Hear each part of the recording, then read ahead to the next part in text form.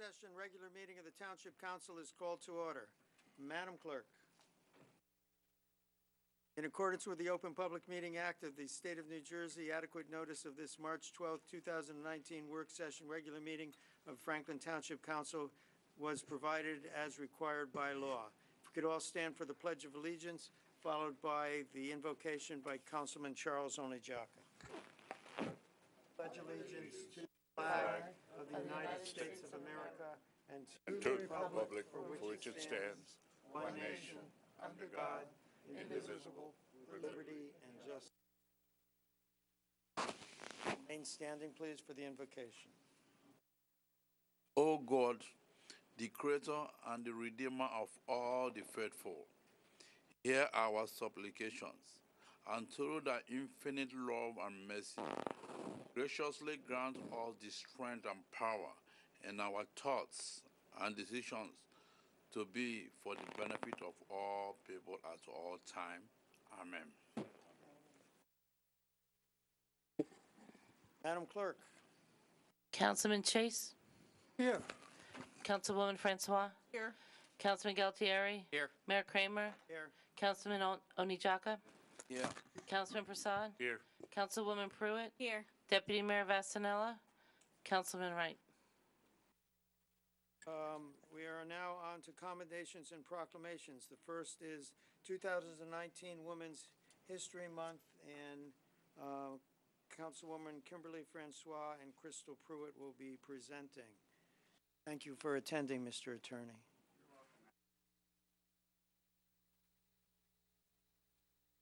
The ladies are parking, okay?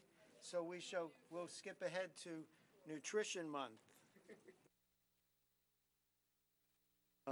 Elise?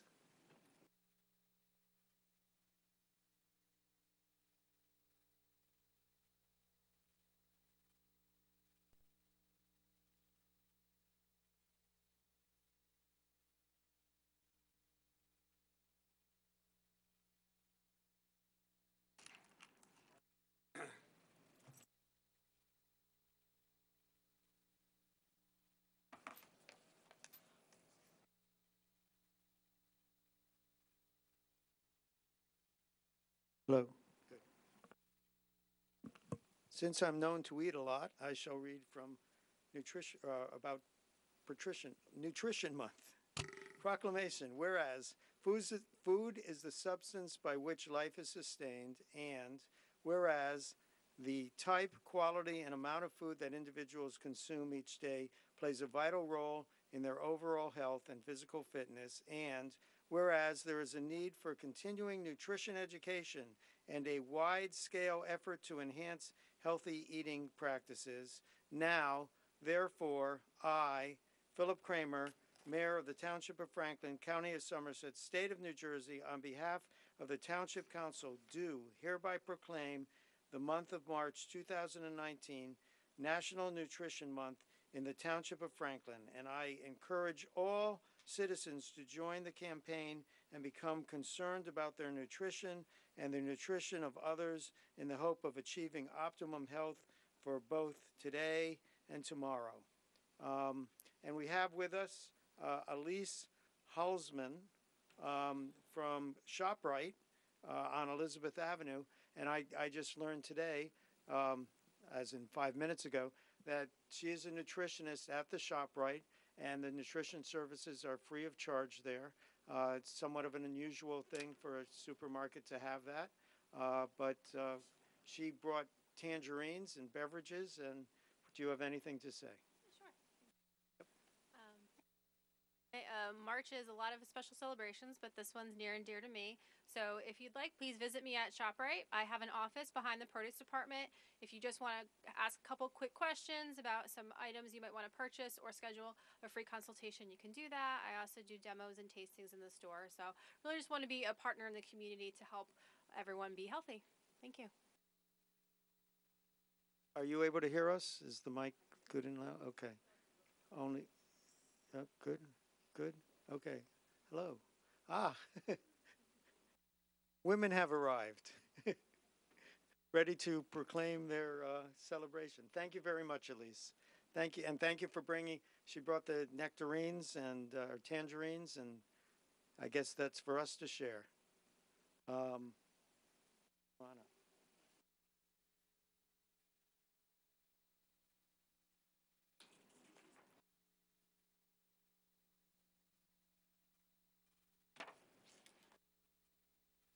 Good evening, everyone. It is absolutely my honor and pleasure to, excuse me, to say that this week, March 10th through the 16th, marks Girl Scout Week. So we are going to be giving a proclamation in honor of Girl Scout Week. So I will read it. Whereas March 10th through 16th, 2019 marks Girl Scout Week as designated by Girl Scouts of the USA, a movement founded in 1912 by Juliet Gordon Lowe in Savannah, Georgia. And whereas through Girl Scouts, girls grow strong, gain self-confidence, develop leadership skills, and learn the lifelong lessons of contributing back to their community. And whereas throughout its long and distinguished history, Girl Scouting has become the preeminent leadership development organization for girls, having inspired more than 59 million girls and women to strive for the highest ideals of courage, confidence, and character. And whereas more than 1.8 million Girl Scouts nationwide join in celebrating and rejoicing in this great American tradition, and whereas the success of this extraordinary leadership program is achieved in large part to the 112 adult volunteers who, through their dedication, time, and talent, lead 241 girls in grades K through 12 in the Township of Franklin.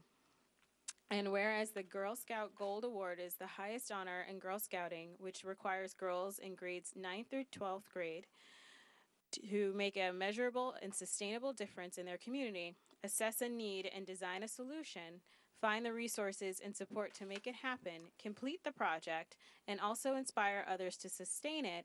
And whereas prior to achieving the Gold Award, many Franklin Girl Scouts have achieved the Bronze Award, which can be earned by girls in the 4th and 5th grades, and the Silver Award, which can be earned by girls in the 6th and 8th grades.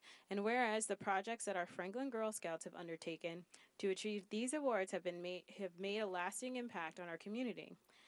And now, therefore, be it resolved that I, Crystal Pruitt, Councilwoman at Large, of the Township of Franklin, Somerset County, New Jersey, on behalf of the Township Council, do hereby proclaim March 10th through 16th, 2019 as Girl Scout Week in the Township of Franklin, and call upon all citizens of the Township of Franklin to recognize and support the contributions made by Girl Scouts and adult volunteers toward improving the quality of life in our community.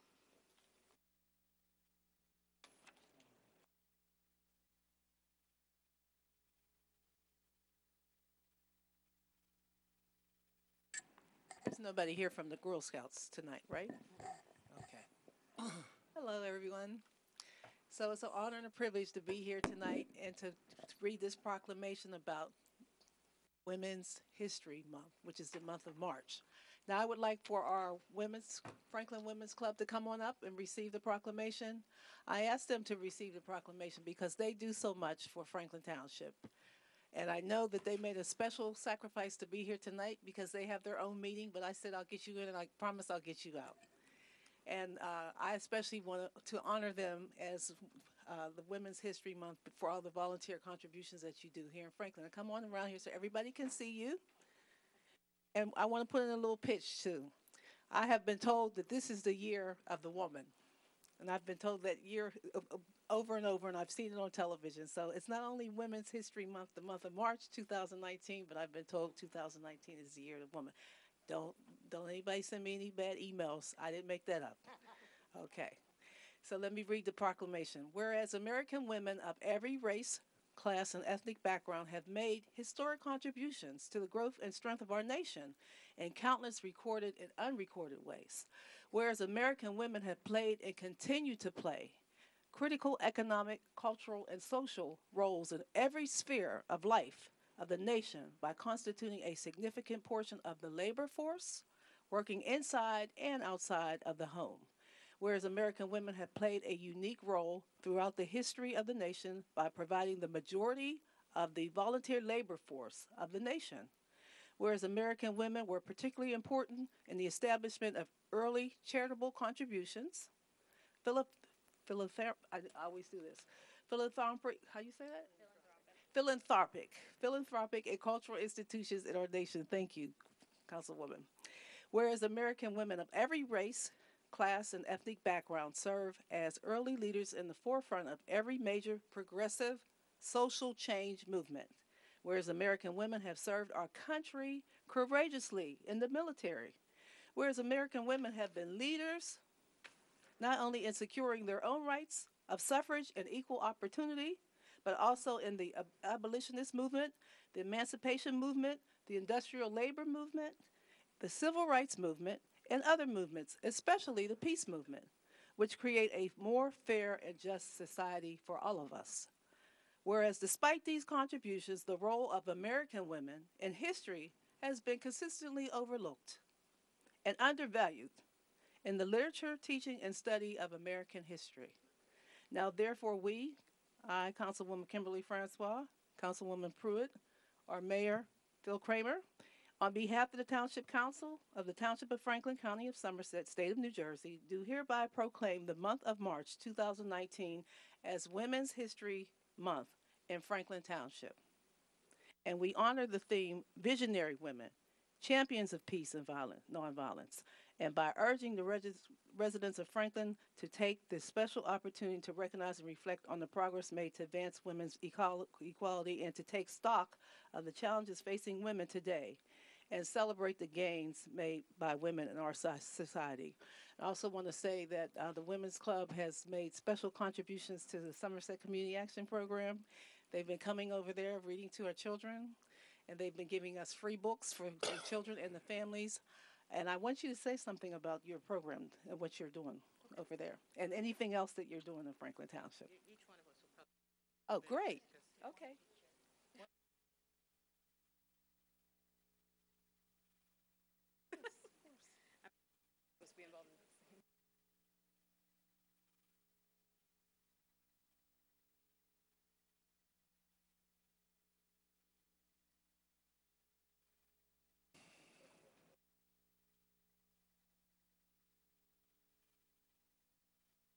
So thank you so much. Thank you, Mayor Kramer. Thank you, Council. We are really appreciative tonight. I'm Nancy Hargett. I'm co-president of the Franklin Women's Club. I'm here tonight with co-president Diane Milgram. Stand up, Diane. And I'm also I'm also here with our chairperson for communication and publicity. I'm sorry. Yes. I'm skipping over people because I know we're rushing because we actually have to go back. But this is Angela Dubivsky, and she's in charge of all of our publicity and communications. So when you see us on News 12 and in the local newspapers, that's Angela helping us do this. So I just want to say real quick, though, that we are very appreciative of this. We are trying to work as a group of wonderful, fabulous women. There are over 80 of us that are working. We're all doing volunteer services, and we're doing whatever we can to help our community by service. And so some of the areas that we have chosen to work on are areas that I'm sure you're familiar with. We've been working with, as you say, Councilwoman Kimberly or Francois. We have been working with the SCAP program with the child daycare. We actually had a book donation, a collection of books, and we went over last week or the week before last, and we took over about 158 books that we collected and some art supplies. So we're still working with them. But we've been working with Ronald McDonald House. We've been working with the Franklin Food Bank. There's so many other areas that we try to contribute in the community. I'd like Diane to come up, and she's going to tell you about one, and Angela's going to tell you about another one because we did something real special on Valentine's Day. So, Angela, I'd like you to share that part. Diane, this is Diane Milgram. Okay, one thing that we did also helped out with the gazebo. Mr. Grippo reached out to us and asked us for contributions, so we helped with that. And during the fall, we planted the mums around the gazebo to help brighten that up. In the springtime, we're going to go back out there, take care of it, and plant some more spring flowers at that time. Okay? Good evening, everyone. For Valentine's Day, we wanted to have a special initiative for the Meals on Wheels clients who are served in Franklin Township. So a group of 11 of us got together and created handmade cards and distributed them through the Meals on Wheels program.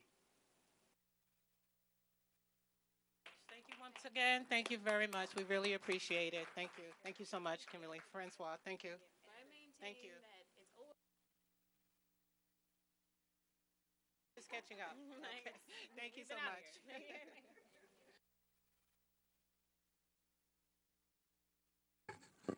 Thank you all. Just prior to public discussion, I'll acknowledge our dignitaries in the audience from right to left as I recognize them. Hello? We haven't started public session yet, so that's okay. We have former BOE member Richard Seaman. We have my immediate predecessor, Mayor Kelly.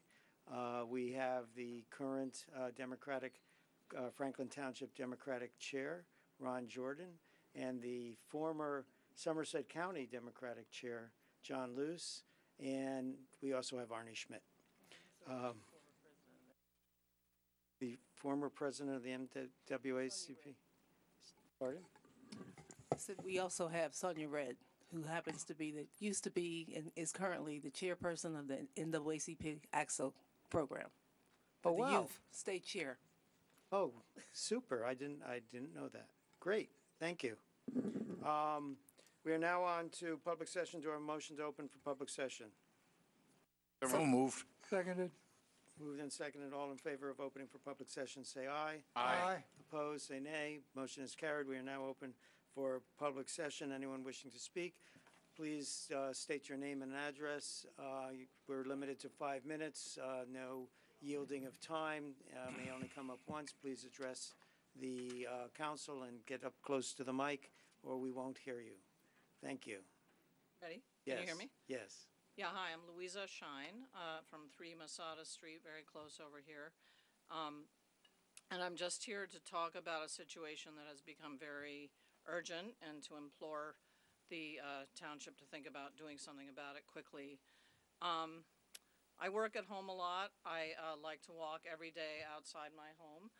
And I've been doing that for 20 years since I've been living here, except for the last 2 months, when I have been so terrorized by wild turkeys that I no longer step outside my house, and I no longer park my car in the driveway. I park inside the garage. We are really in a bad situation down in that neighborhood.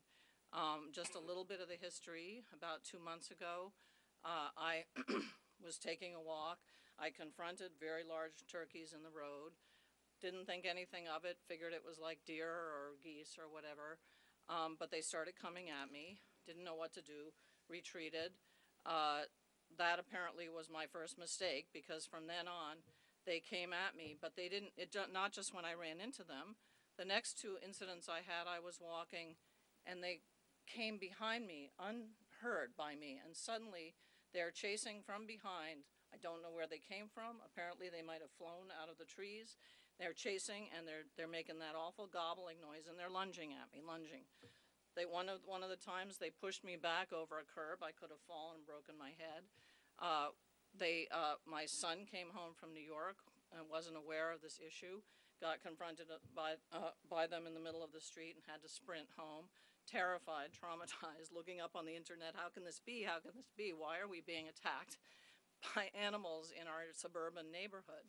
We live with deer and squirrels and geese and ducks and all these other animals in our yards, and we've never been afraid to go outside.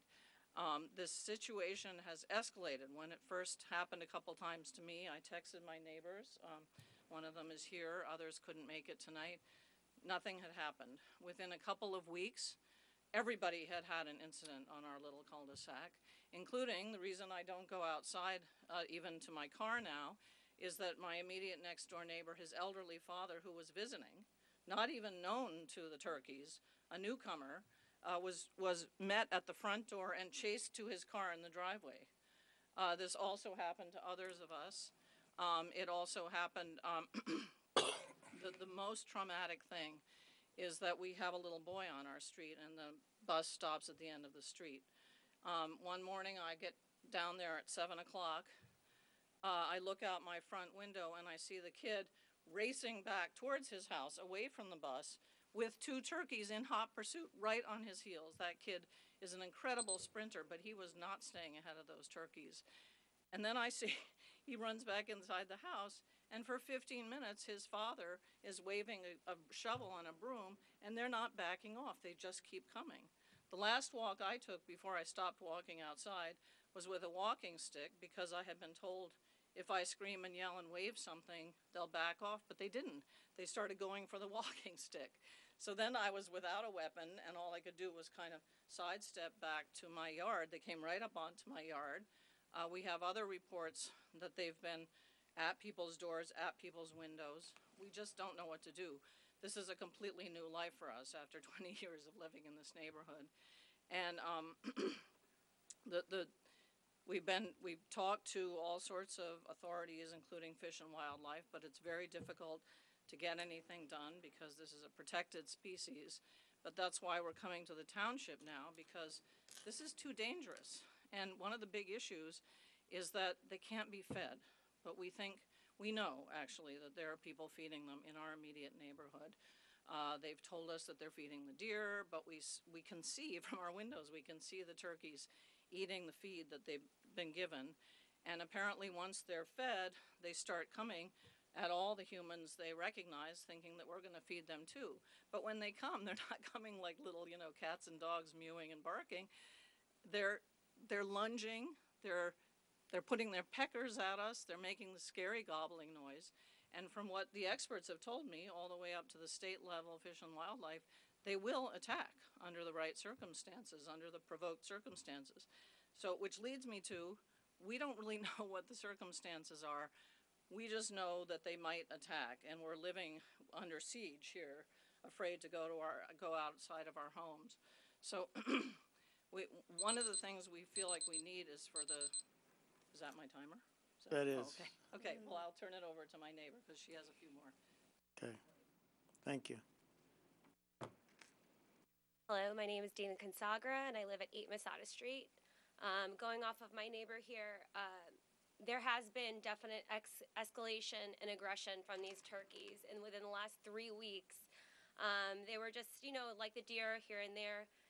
It comes to the point where you start your car in the morning, take the shovel off the snow, and within 2 minutes, you hear them coming around the corner. It is scary to be confronted with these turkeys. It is pretty scary, and they've come to the fact where they will also chase and nip at your car. So as you're backing out the driveway, they're chasing the car almost all the way down the street, running towards the car. My mom also likes to take a walk. She can't take a walk anymore. It comes to the point where we're texting each other, our neighbors, hey, I see them, because what they're doing is they're coming to the door, up the stairs, to the door, up the stairs, to the porch. I mean, how can we even get in and out of our own house? The other day, my mom's driving down Wilson Road. She says the turkeys are weaving in and out of Wilson Road because they think that the cars are safe. So they're chasing after the cars and not the deer. The deer, they run away. But these guys are in the street. It's a safety concern. Louisa said that we do have a neighbor that's a little boy, and his stop is at the corner between Treptow and Wilson. And he actually has been texting me almost every day to ask me if I could pick him up from the bus station, where the bus drops him off, because he's terrified to walk home. And when I asked him, well, what was your story? Because we all have our stories. He said, well, they nipped at me and they chased me and I'm scared. And he raised his pants leg and you could see the scratch marks on his leg. They are becoming increasingly aggressive. And it's not just a concern of, it's a safety concern at this point, both for vehicles and for people. And also we're terrified. We are legitimately terrified. It's impeding on our life. And that's what I have to say on this account. I have gotten in touch with Fish and Wildlife and Game. However, there was only 2 of them for the entire state. So it is difficult for them to come. And if they do come, what happens if the turkeys aren't there? Do they take another 2, 3 weeks, 1 month to come back? And in that time, how much of our lives has been impacted by this? So I think that's, I'm going to give it up to one more neighbor.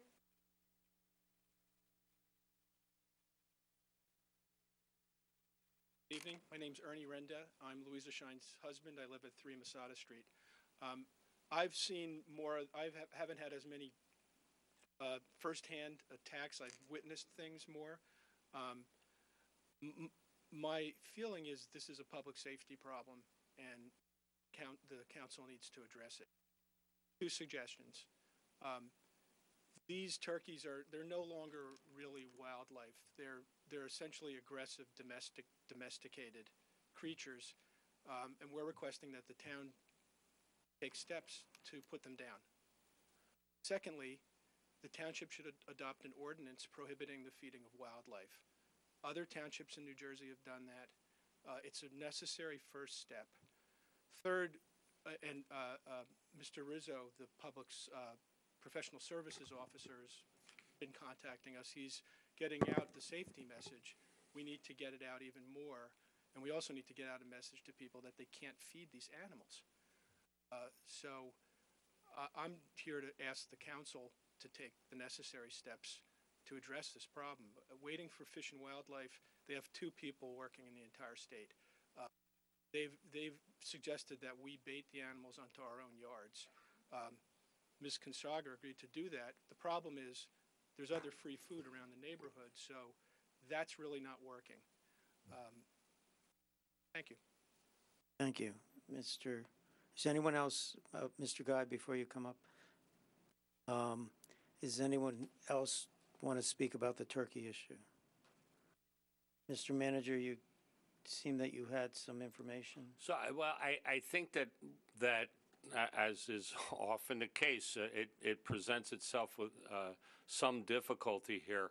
I have received correspondence from a number of residents of the Wilson Road area, basically saying that they wish that this township take no action. I'll just read a brief excerpt from one of the emails and see that the position that we're being confronted with. I'm reaching out to express my concern over a recent complaint from residents on Masada Drive of several wild turkeys here on Wilson Road chasing them on their property. My family and I have lived here on Wilson Road for over 40 years.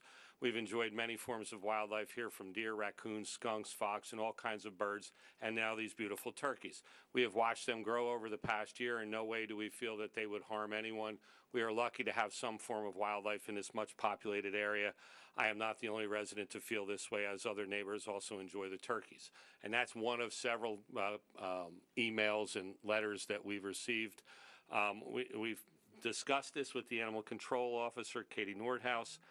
One of the issues that we're presented with here is that wildlife are considered basically the property of the state of New Jersey. They are not for the municipal government to control. They're specifically under the control of the state of New Jersey. It is Fish and Wildlife's responsibility to control that population, and if they constitute a hazard, it's up to Fish and Wildlife to take care of that issue. It is not within the bailiwick of the Township of Franklin to do so. And this is not unlike the situation that we were confronted with years ago with the black bear population, and the fact that there's a black bear population within the 6 Mile Run reservoir site.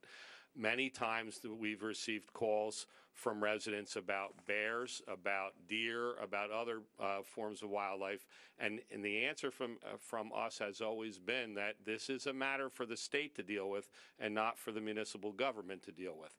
We engaged Fish and Wildlife in this particular matter, and recommendations were made to the residents to try to deter, and we also tried to engage Fish and Wildlife in an attempt to, if they're baited, they can be trapped and relocated.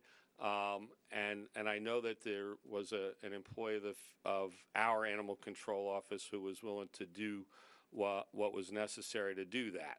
I know there's been resistance from residents in the neighborhood for that to happen. So our animal control officers are up against the other side of this dispute, for lack of a better term. So So are we, first of all, I'd like to know the limits of what we are allowed to do. Are we allowed to trap and relocate? No, we are not. Can we get permission from the state? No, the state would have to do that work. It is not the responsibility, and it is not within the purview of the municipal government to trap wildlife.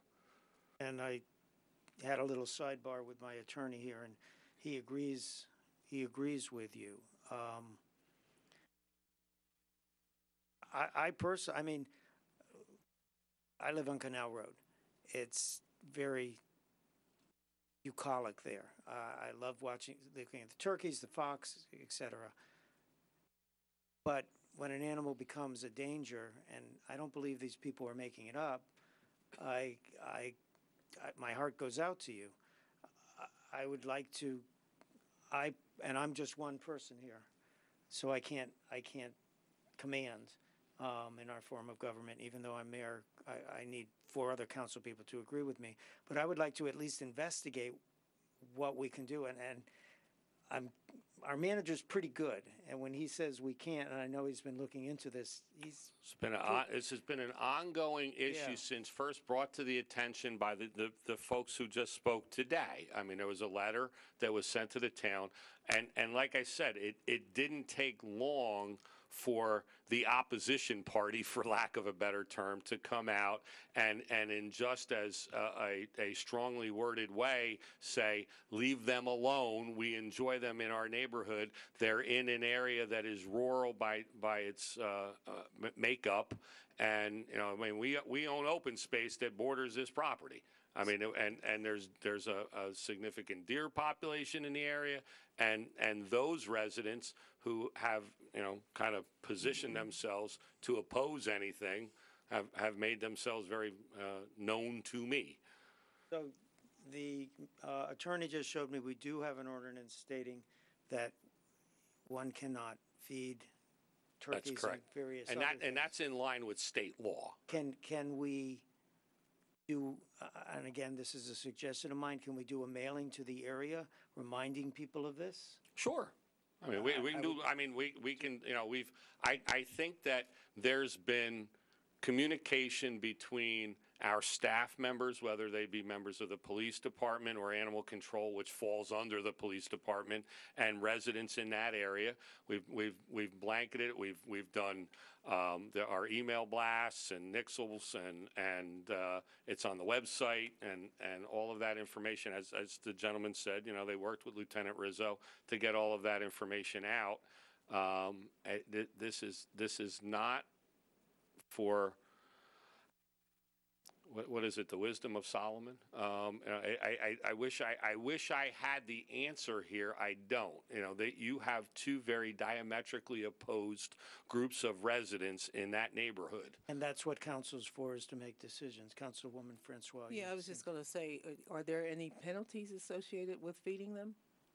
In our Our ordinance, I'm sure that it calls for the what are the general penalties? penalty, which is usually a minimum of $50 and a maximum of $2,000. I know it would be a municipal court summons for feeding wildlife. There's a number of reasons to legitimately feed wildlife, and I can say that. So yes, you're looking at me. So hunters often feed wildlife ahead of the hunting season, as is permitted by the Fish and Wildlife regulations. These turkeys are wildlife that are hunted. All right, the spring season is about to be upon us. All right, so there's a possibility that someone in an area where hunting would be permitted in this neighborhood, which hunting is permitted in this neighborhood, we have hunting on our own open space in this neighborhood for deer.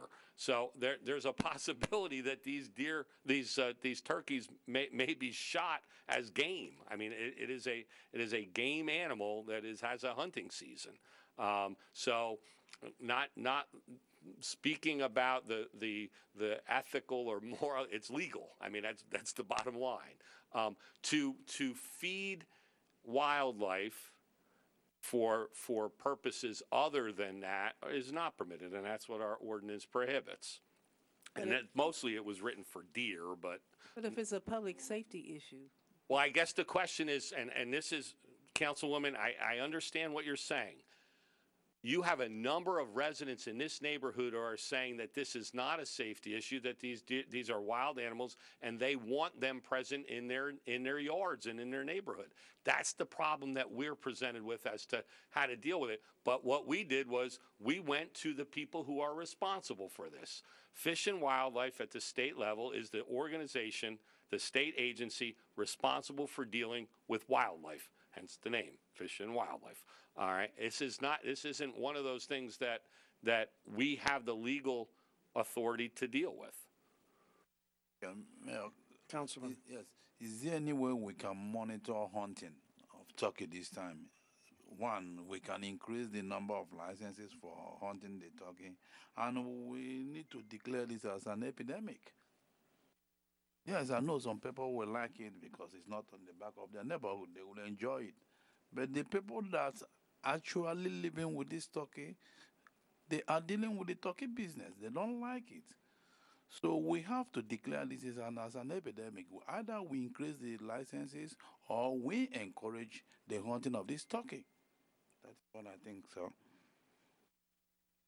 Anyone else? I realize I'm breaking protocol of what we normally do with public session, but this seemed a little more dire. Yes, Councilwoman.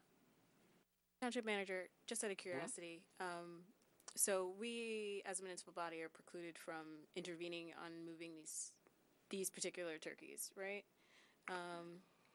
Correct. They're considered wild animals. So would we need to rely on maybe some more assistance by our state legislators? Could we? And I don't dispute the gentleman's claim or the lady's claim about the number of available wildlife management employees within Fish and Wildlife that deal with this specific problem. There certainly are far more than 2 employees of Fish and Wildlife. In this particular case, I think that maybe what we're being told here is that specifically related to what would be considered nuisance, a nuisance population of wild turkeys in a neighborhood, there might be only 2 people in the state of New Jersey that are currently employed by Fish and Wildlife to deal with it. I don't know whether that's the case. I know that there was communication between Animal Control and Fish and Wildlife, the Police Department and Fish and Wildlife, and the residents in Fish and Wildlife. There was discussion about baiting these turkeys in their yards so that the Fish and Wildlife personnel could have an opportunity to trap them. All right. So, They're not coming over. I would like 4 other council people to agree with me that at least we should do a mailing reminding people that there is an ordinance against feeding. I second it. Do we have others who agree? Yes, Looks like we have at least 5 people. Mr. Chase? Well, 2 thoughts I have. One is that our police force could visit the people who are feeding the turkeys and remind them of the ordinance quite firmly. Probably one visit won't get them to stop feeding, but it is what the township can do. The second thing, I'm just thinking, what would I do if I were in that situation? I'd take a garden rake, and it ought to hold the turkey off without, severely injuring the turkey. And that if this happened a few times, the turkeys might get discouraged. Now, but certainly they don't want to have to live work, that way. But that's my thought. I'm sorry, we can't have you speak. So this is my number. I would be very happy to speak with you. And for those turkey lovers in the area who are watching, I'd like to hear from you too. We are getting a one-sided thing here, but it does seem a hazard to me. We've just asked the manager to do a mailing, and if names go into the police, it is an ordinance. I hate to turn neighbor to neighbor, but and have I ever thrown birdseed out for the birds when there's a lot of snow? Sure, but if it's causing a hazard, that's a different issue, and maybe a turkey lover in the area will change my mind on this, but I do recognize it's a hazard. Anyone else wish to speak on this? Okay, Mr. Guy, sorry to keep you waiting. All right, Benjamin Guy, 35 Patton Drive. I just wanted to confirm something. I guess this would be directly addressed to the township manager. March 20th. We still is everything still on for March 20th as far as Sure. youth center presentation at all? Mhm. I just want to make sure that everybody's aware that pretty much this is a big thing for the town altogether. So we want as much input as possible, but there's going to be a open I guess forum at that specific time frame to talk about the youth center. So if anybody has any opinions, March 20th, it'll be hosted here. I think it's 7 o'clock or 7:30, actually at the municipal complex. So I just want to make sure that everybody is aware. If you don't have any information, you can actually get the information from, I think, Mr. Dominic or Mr. Vaughn Lucker about that specific date. There's actually open sessions that's been hosted, I guess, at the town to actually know more information about the actual youth center itself. I think it was posted that, and I'm just trying to clarify statements. It was posted that, I guess, 4:30 to 7:30 to 4:30, Monday through Friday was I guess you can go through at 475 DeMont Lane, public expression between 7:30 and 4:30. I'm not sure if that's correct at all. I'm just trying to clarify with Mr. Dominic at all. So I just want to make sure that everybody's aware about that. The other thing is, I guess this will go to Mr. Kramer, the town council altogether. Is there any specific any resolutions or assembly bills that have come down recently from, I guess, Joe Danielson's office that we need to discuss, and will it be discussed at any time frame on resolutions or anything else that come about from the town council at all? Well, you might be referring to the opportunity zones, but there's been more discussion on that, which I can talk to you about offline. Okay. All right. And just it's really the innovation zones. It's not the opportunity zones at all. That's what we were talking about. Right, and we've directed our economic development officer, who is working on that, and we probably will have a resolution next meeting. Okay. All right. But thank you. Anyone else wishing to speak? Mayor Kelly.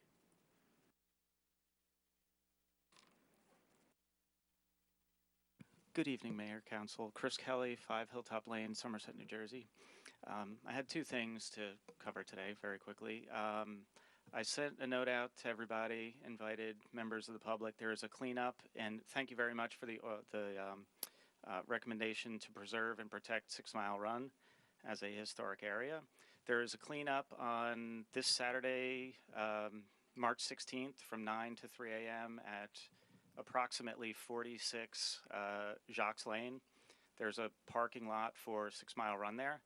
There is a Boy Scout troop from Griggstown and about 24 town residents, volunteers, running club, and a geocaching club. They're going to be there to help clean up. So feel free to come out and support the cleanup. The other thing, I know it was a council discussion item, I believe. I don't know if this is the time to speak about it or not, but a bridge over the canal to the towpath along Easton Avenue.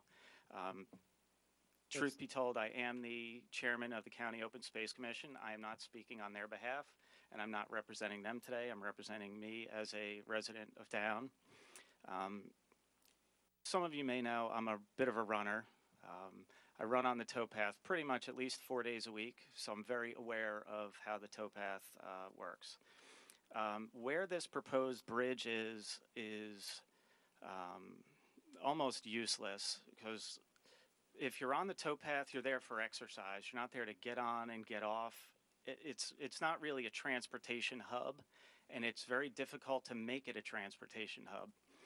Currently, there are entrances to the towpath approximately every 2.5, 2.25 miles, give or take, starting at Landing Lane Bridge, then going to the Van Wickle House, or what's formerly the Van Wickle House, which is approximately, I ran it on Sunday morning, it's approximately 2.2 miles from the former Van Wickle House to Landing Lane Bridge. Where the proposed bridge is about 0.7 or 0.75 miles from the Van Wickle House, former Van Wickle House, and about 1.7-ish miles from Landing Lane. So to connect, I've been trying to figure it out while I was running there in the rain on Sunday. I was trying to figure out what it's connecting to what. Like, what is the actual purpose of that bridge in the middle of two other bridges? 3/4 of a mile from a bridge that already has parking and a historic site on it to a place that does not have a historic site on it, no parking, and basically the diner and Wendy's are the points there. So that's my point. Other than that, I think the projection for the cost of it is just astronomical, and I am stunned by that because I know the county put in a bridge that's probably about the same structure in the Rose Garden at Colonial Park at a significantly different cost from what I am told. So that is it. So like I said, I do not represent the Open Space Commission. I know this may come up if council decides to send it over there. It's actually a council discussion on them today. That is why I was here, to just kind of speak my piece on this. And then, like I said, if it comes to the county, then we'll look at it at that point as well. So thank you for your time. Thank you all for your consideration. Hope to see you on Saturday morning. Thank you for your opinion. I'll be there in a suit because I have to do weddings after, unless you want to do the weddings for me.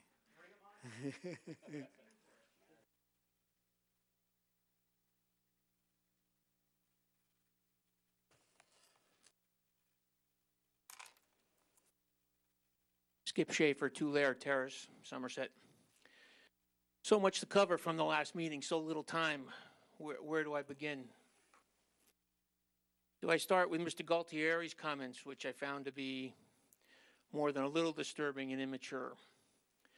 Do I start with Ms. Francois' comments, which were based on a saying all our moms teach us when we're 5 years old? If you don't have anything nice to say about somebody, don't say anything at all. Really?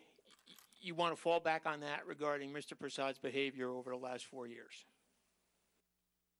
Or do I address Mr. Prasad's comments? Because every time he opens his mouth, he ends up chewing on his own shoe leather.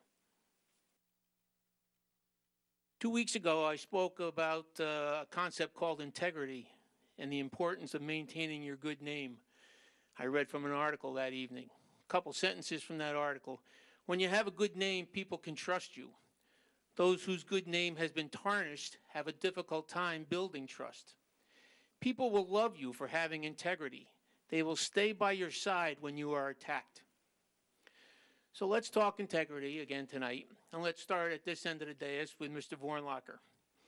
He's had a long, distinguished career in law enforcement, and he's made a pretty seamless transition into the town manager position. He probably understands integrity, trust, and ethics very well. When Mr. Prasad came to him to try to fix some parking tickets for his friends, Mr. Vornlacher recognized the situation and request for what it was and immediately shut it down, telling Mr. Prasad the request was inappropriate and that he would offer no assistance in this matter. So thank you, Mr. Vornlacher, for maintaining your integrity and good name, and for understanding that Mr. Prasad was certainly not worth damaging either for you. Let's go to the other end of the dais with Dr. Chase. 3.5 years ago, regarding Mr. Prasad's moral and ethical lapses during the Catawba Park incident, Dr. Chase publicly refrained from any criticism of Mr. Prasad. He was not alone in his silence. Almost all of council at that time was also silent. As a result, those council members have been wearing a Prasad stain on themselves, whether they realize it or not. But Dr. Chase is an intelligent man. Last year, once he realized Mr. Prasad had learned no lessons from Catawba Park and repeated his ethical and moral lapses again regarding the Peace and Nonviolence Project, I'm just spitballing here. I'm guessing Dr. Chase may have thought those that don't learn from history are doomed to repeat it. And not wanting to wear a new Prasad stain, not wanting to tarnish his own integrity and good name again, Dr. Chase had the courage to stand up and ask Mr. Prasad for his resignation. Thank you, Dr. Chase, for the courage you showed that evening. You showed that Mr. Prasad and Peg Schaefer are simply not worth harming your integrity and good name again. Mr. Prasad has shown that he is too selfish to resign his position. He doesn't realize he's an empty vessel up there. He no longer has any ability to govern. He's worthless to this town sitting up there. So I'm asking the rest of the council to show Mr. Prasad and Peg Schaefer that they are not more important to you than your personal integrity and good name. Show some courage and publicly ask Mr. Prasad to resign tonight. Free yourselves from his yoke around your necks.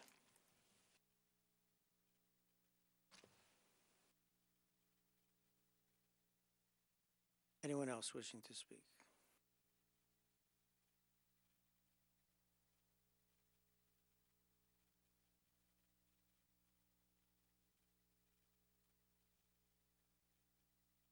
Oh, I'm sorry.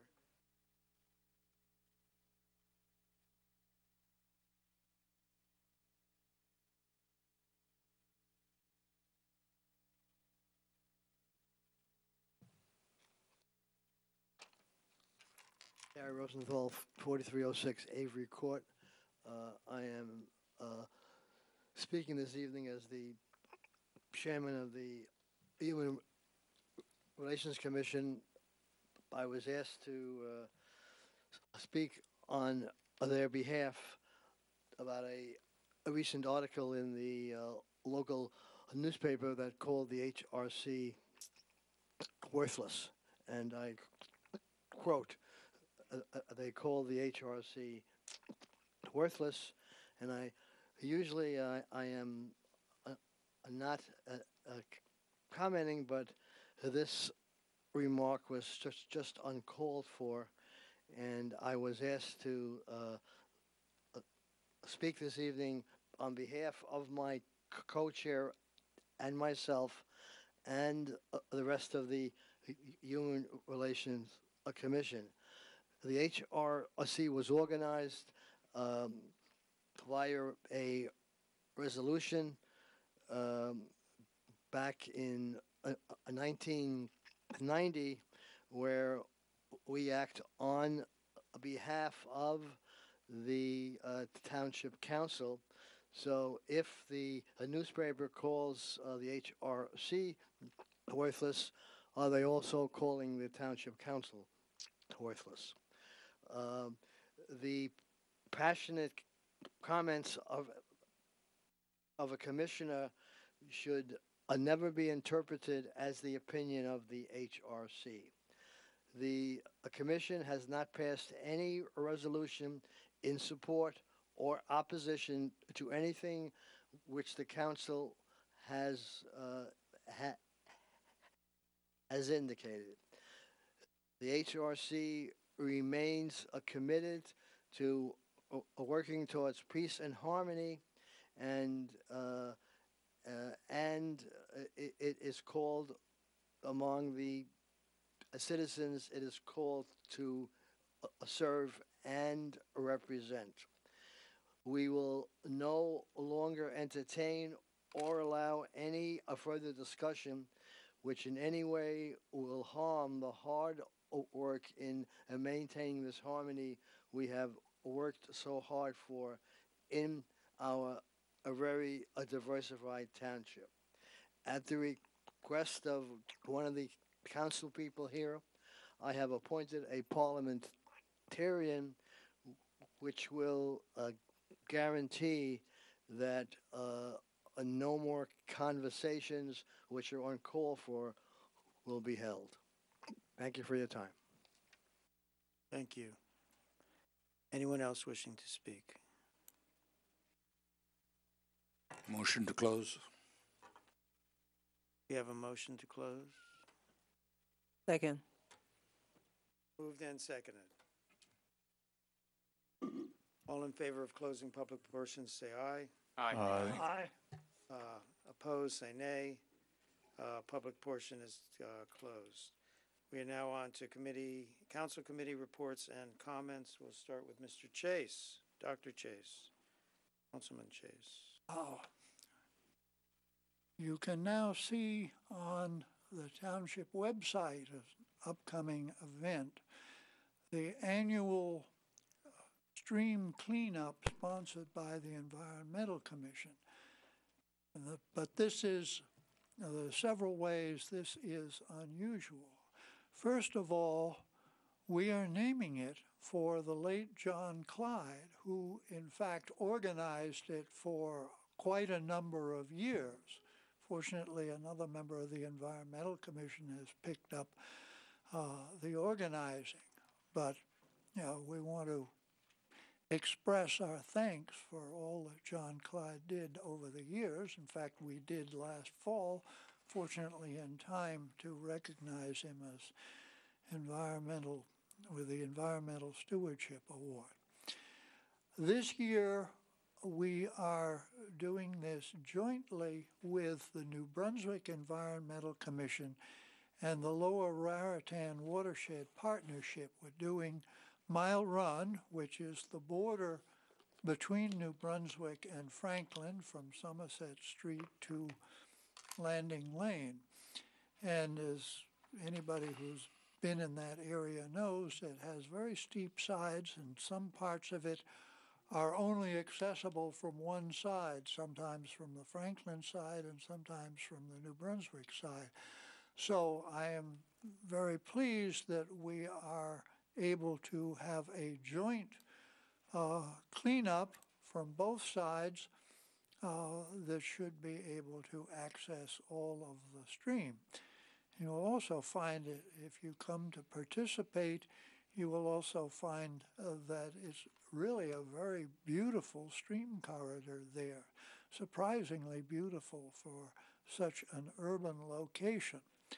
So if you click on the John Clyde Memorial Stream Cleanup on the township website, you will go to where you can register to take part in this, and it will meet at Hamilton Street and Woodbridge Street, which is just on the New Brunswick side of the stream. And in particular, I'm hoping to get to the part to the, I guess it's the east of Hamilton Street, which is really inaccessible from the Franklin side. We looked into that several years ago, and it was really pretty impossible to get at it from the Franklin side, but it is accessible from the New Brunswick side. But there are other parts that are more accessible from the Franklin side that we have done in the past, but unfortunately, stream cleanup is something that needs to be done again and again. We've done Seeley's Brook by Rutgers Plaza 3 times already, and there's always more to be done. And I participated in a cleanup on 6 Mile Run a few years ago. I think it's different off Blackwell's Mills Road, not where Mayor Kelly is running the cleanup this year, but I'm sure there's a great deal to be done there. I think less on 6 Mile Run from my experience, just because you have to really want to go out and enjoy that, to be there, and the people who go out to enjoy that kind of open space typically don't litter it. What we do have, unfortunately, are some abandoned buildings at which there's been a lot of dumping, and that's where we need to do cleanup now, and I'm expecting to participate in that also. So that's the main thing that I have to discuss. We had a good meeting last night to hear about our consultants' suggestions about parking for new apartment buildings in the Hamilton Street area. And I think I feel that what he proposed, which requires more parking than what the proposal that's working its way toward us makes, I think we'll have a comfortable margin for error to keep the parking on site of such buildings and not have it affect neighborhood streets. So, thank you, Mr. Mayor. Thank you, Mr. Chase. Councilman Prasad. Thank you, Mr. Mayor. Land use did not have a meeting. We got a report, and human relations has already been reported by our chairman. And admin, we had a meeting, and attendance of the various committees was brought to light, and actions, letters reminding people of their attendance requirements would be sent out. And then we have the manager's evaluation that is part of the executive session this afternoon, later today. And the community foundation has not met.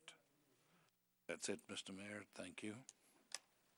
Thank you, Mr. Prasad. Councilwoman Kimberly Francois. Thank you, Mr. Mayor. As it was mentioned earlier by Ben Guy, we will be having a youth center presentation on March 20th here in Town Hall in the council chambers. It'll probably last from 7 to 9. We're asking everybody from the community to come out and listen to the presentation of the design and architecture of the new youth center that we plan to occupy in September of 2020. So far, we've completed the design documents.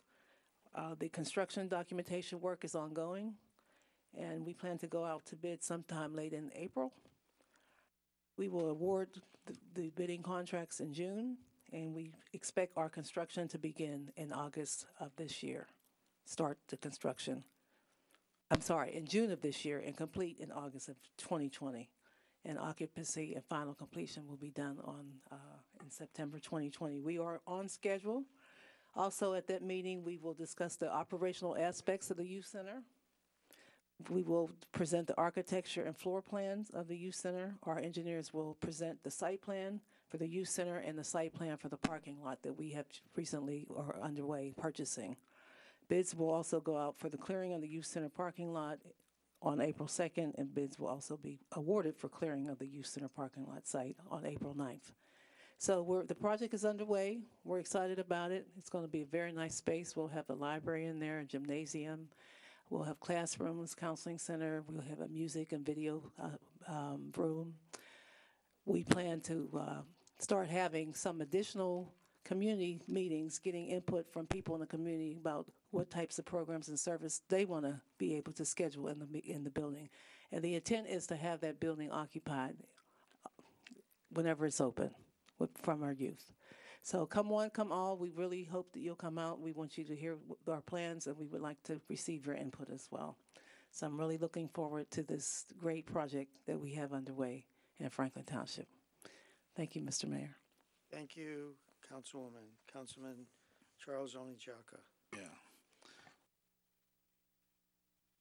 Mayor, I'm happy this night that this issue of Turkey has been finally treated by the council. I've been showing a great concern about it because the Turkey is actually causing a problem in my own ward. And last time I remember, I brought this issue up, and I asked the council to look into it. But tonight, I'm happy that we've already identified the problems, and we're going to follow the process, at least by talking to the neighbors. They should not feel the Turkey. But I still want us to declare this, to know that this is an epidemic. An epidemic in Ward 3. And I still expect more things to be done. I want my ward members to be happy, to live happy, and be happy in their buildings, in their area. Thank you, Mayor. Thank you, Councilman. Councilman Will Gualtieri. Thank you, Mr. Mayor. First off, I want to acknowledge the excellent job that the volunteers did this weekend of putting on the Empty Bowls fundraiser for the Franklin Food Bank.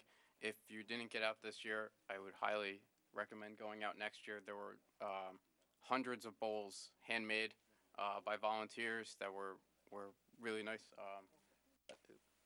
That you got to take home, and there was a lot of dedication, and it was a good fundraiser for the food bank. And it was good to taste different foods from different restaurants from around the town. So if you didn't get out this year, definitely they're definitely planning on hosting it next year, and I hope they do. And please come out next year to help support the food bank. The residents that rely on it, it really helps them. So. As far as committees, Councilman Prasad already reported on admin committee. I'm not sure if you touched on the cat licenses, but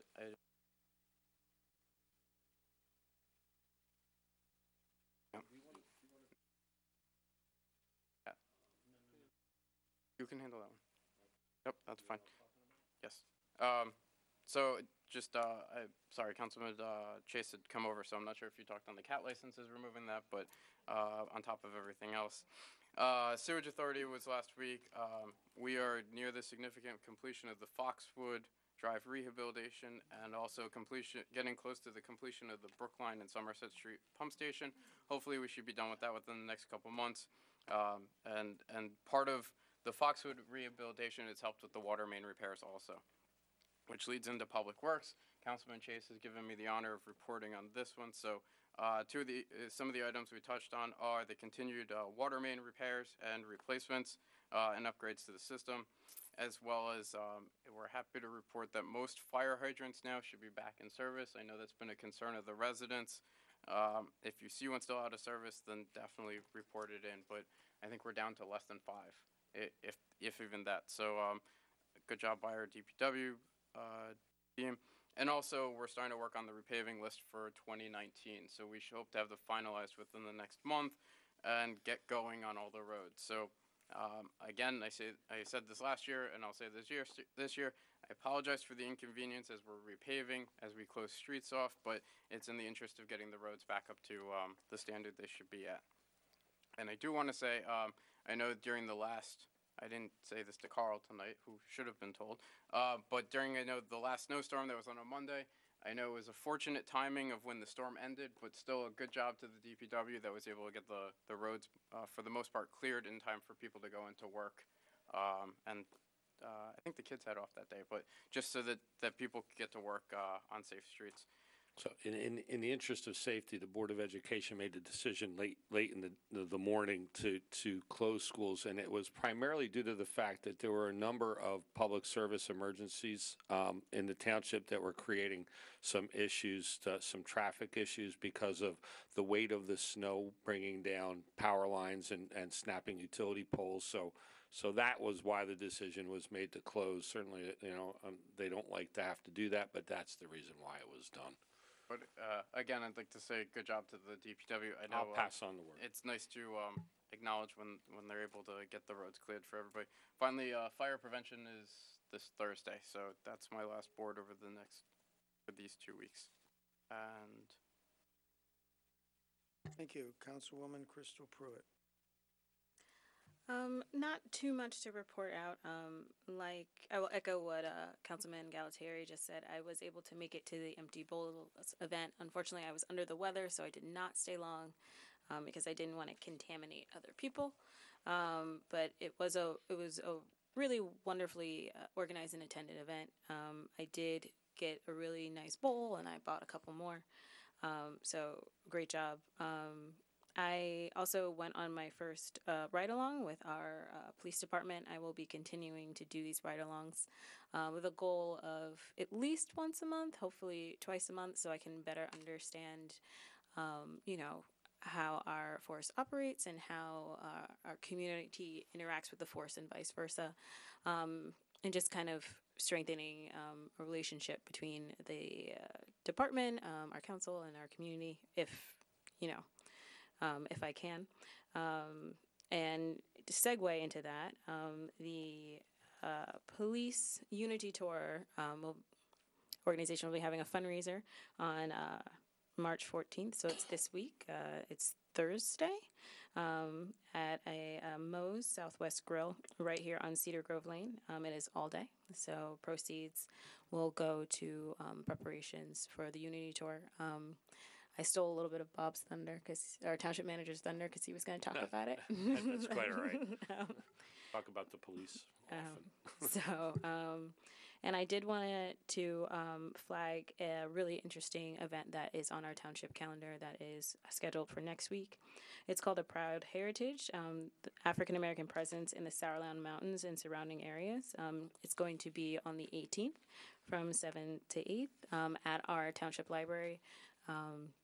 Two women who have whose family have grown up in the Sourland Mountains have written a book about experiences of their families and other African Americans in the area.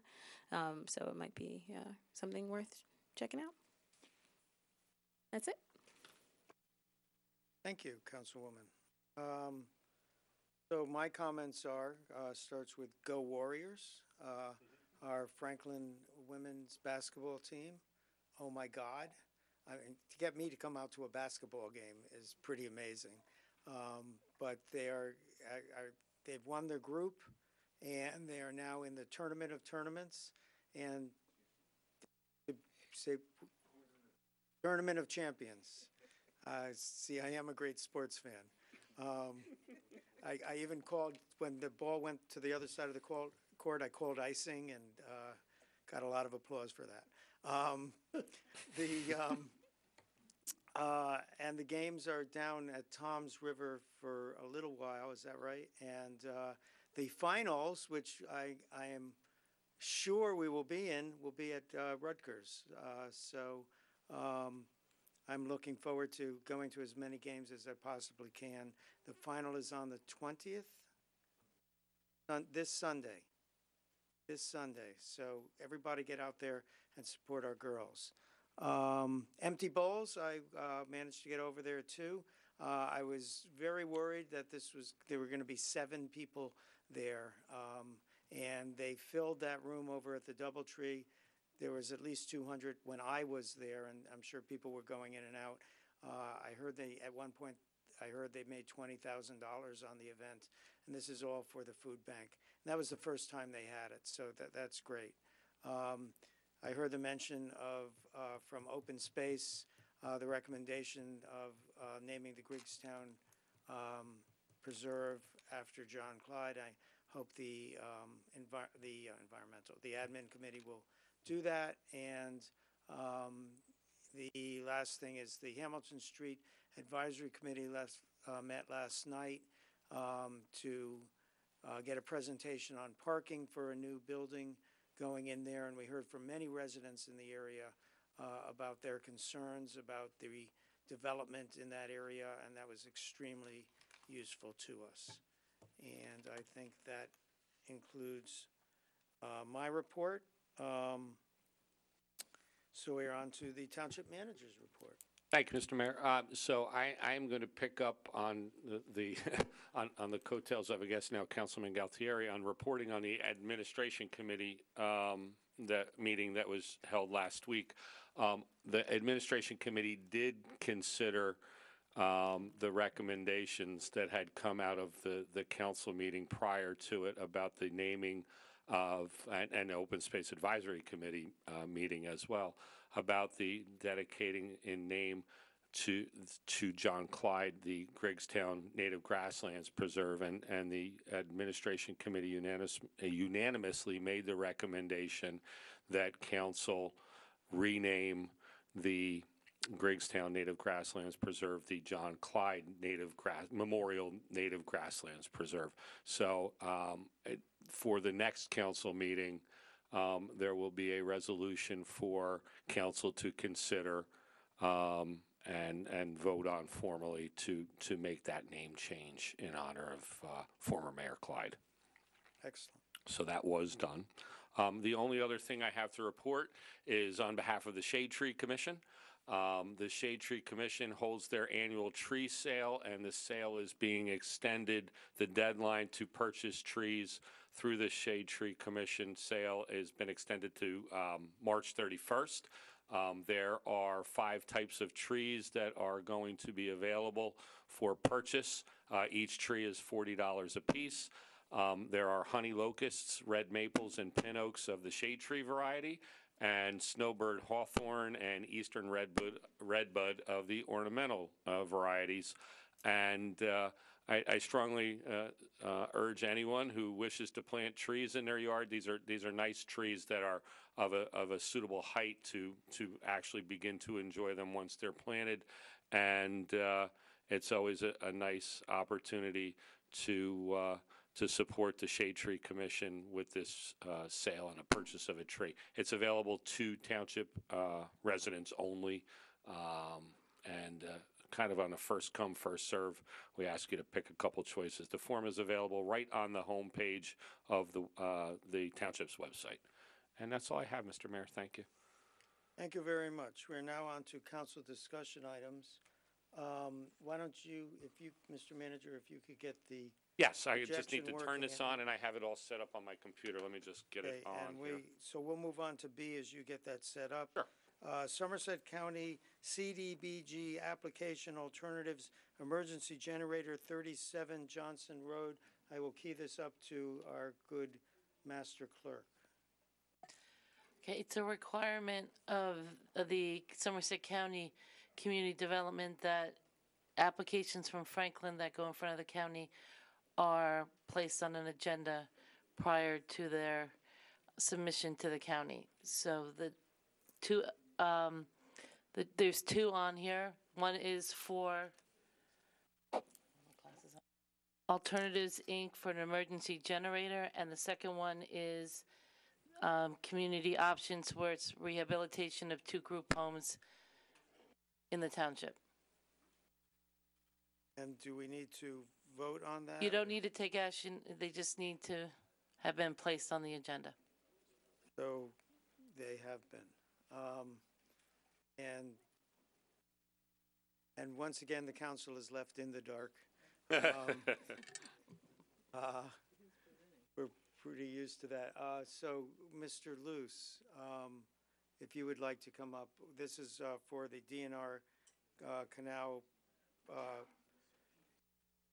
pedestrian, I couldn't get that word out, pedestrian bridge proposal, area of Easton Avenue and JFK Boulevard.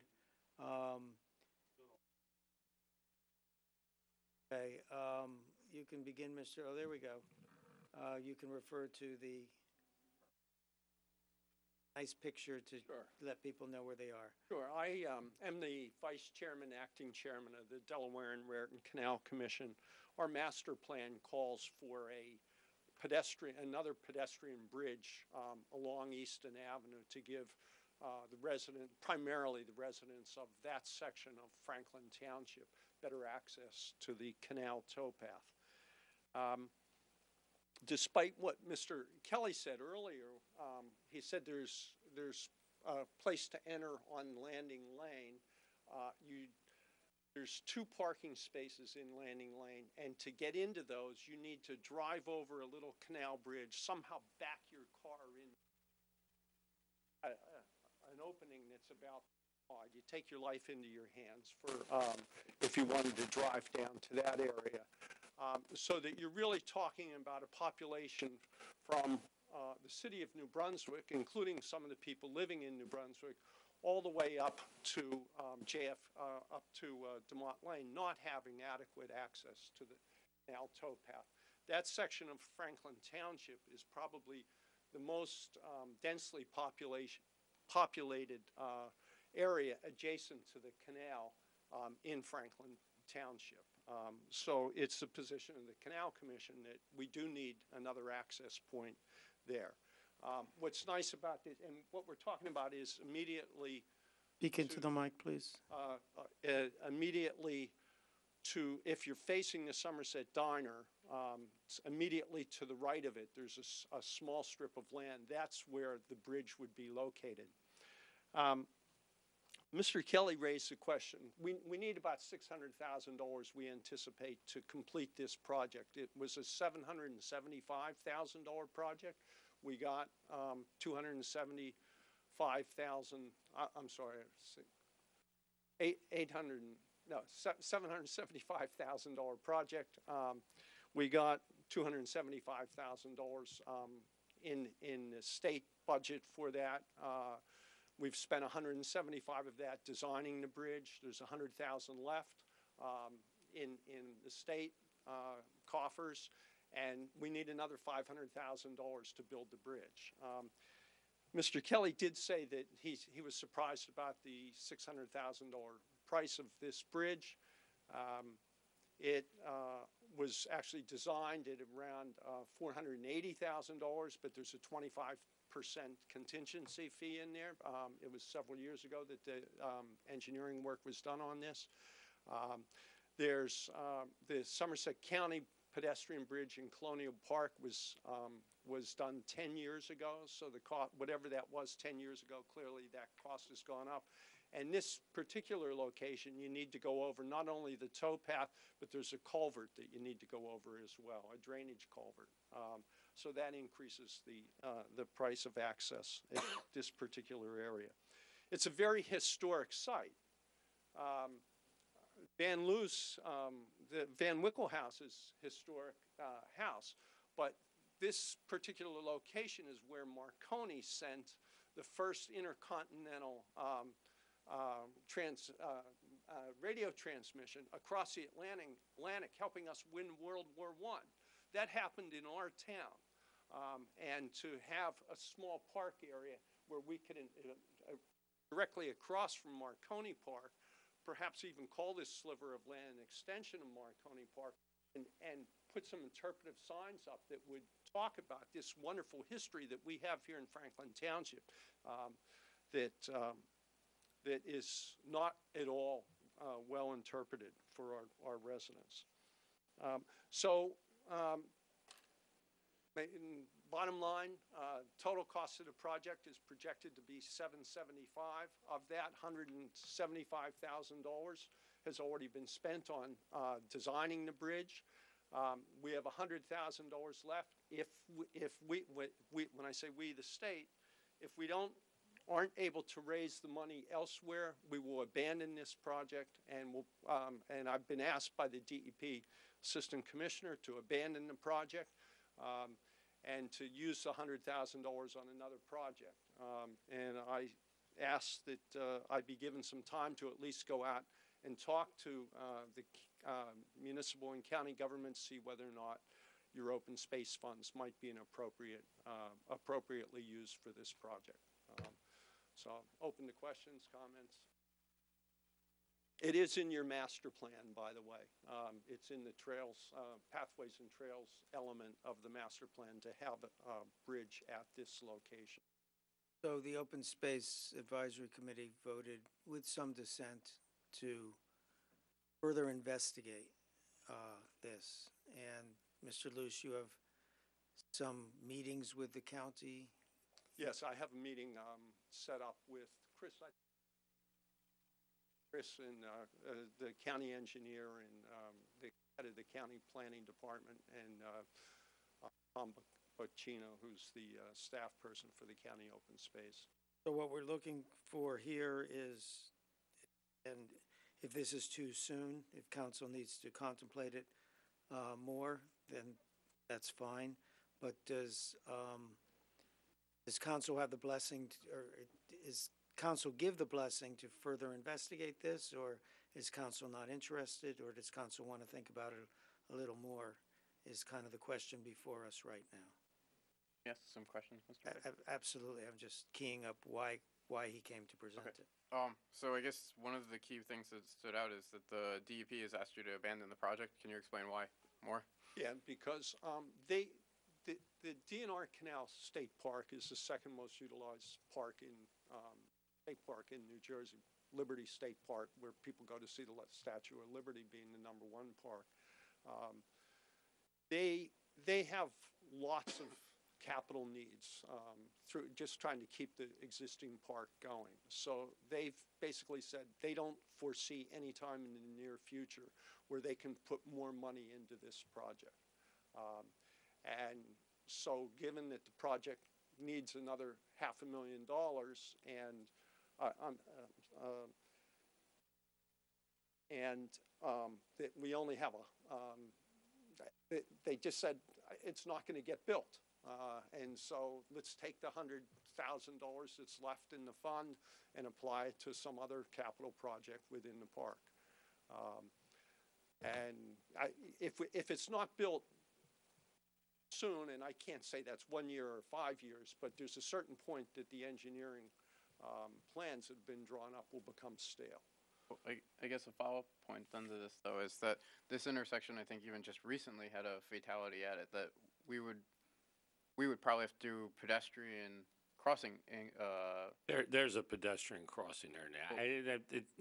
I think that without commenting too deeply on the pedestrian crash that occurred at this intersection, the truth of the matter is it is safe to cross this street. You have to do it with the due caution that is responsible of every party who crosses a road like Easton Avenue.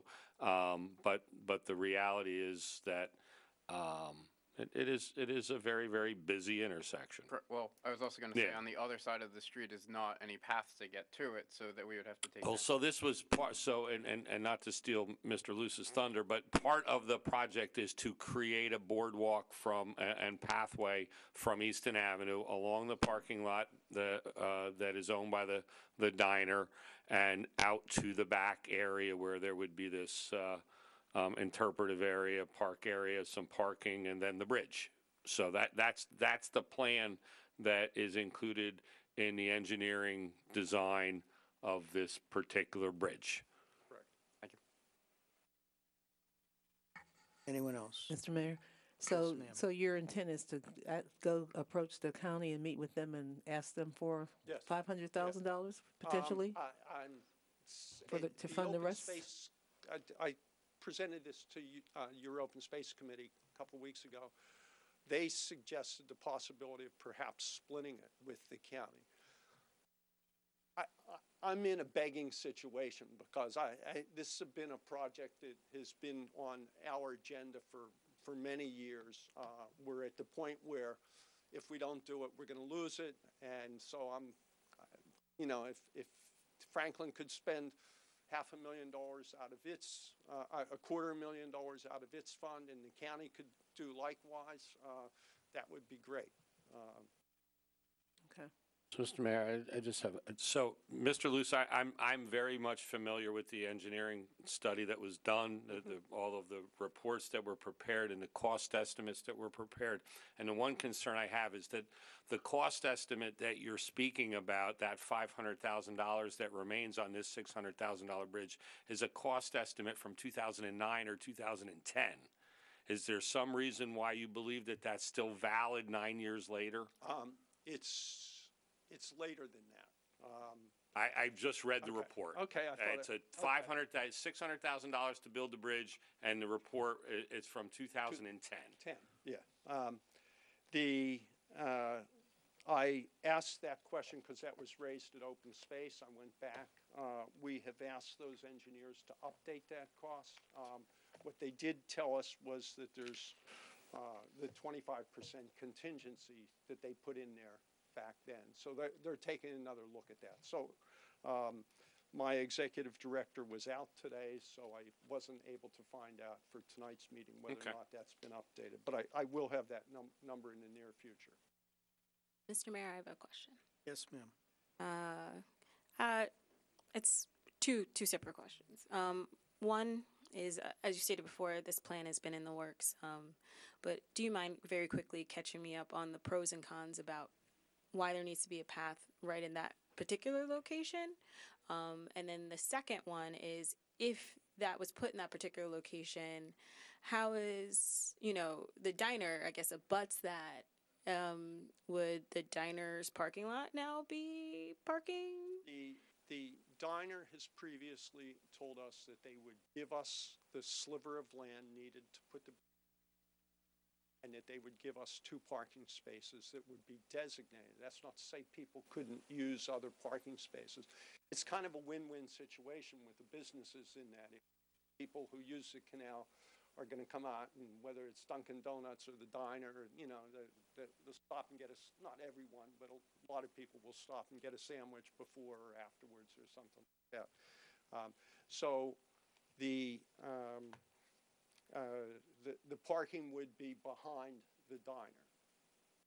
Now, the pros and cons, if you want to put a bridge between the Van Wickle House at the end of DeMott and Landing Lane, we've looked at other locations. In fact, we looked at the